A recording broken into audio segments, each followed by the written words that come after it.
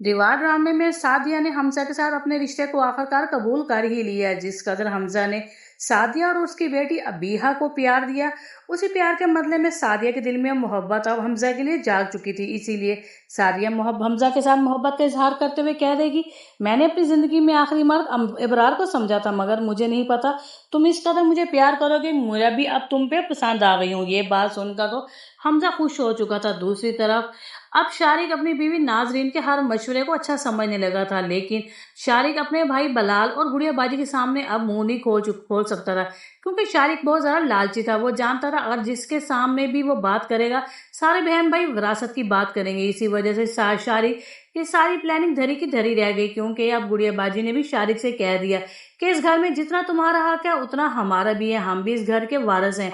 विरासत की बात सुनकर तो शारिक अब गुड़िया के सामने मुंह ही ना खोल सका। वहीं पर शारिक, जिसके दिल में लालच थी कि गुड़िया बाजी और मारिया को घर से निकालने के बाद हम इस घर में दीवार डाल लेंगे और अपना अपना सेपरेट हम घर बना लेंगे, मगर ये सारी की सारी प्लानिंग धरी की धरी रह गई। उसकी लालच उसके सामने आ गई। यहीं पर बलाल अब रानी को ये बात समझाने की कोशिश करेगा कि रानी तुम गुड़िया बाजी के घर जाओ, उन्हें इस बात का एहसास दिलाओ कि हम मारिया की शादी शारिक भाई के कहने पर नहीं करेंगे, हम गुड़िया बाजी और मारिया के साथ है।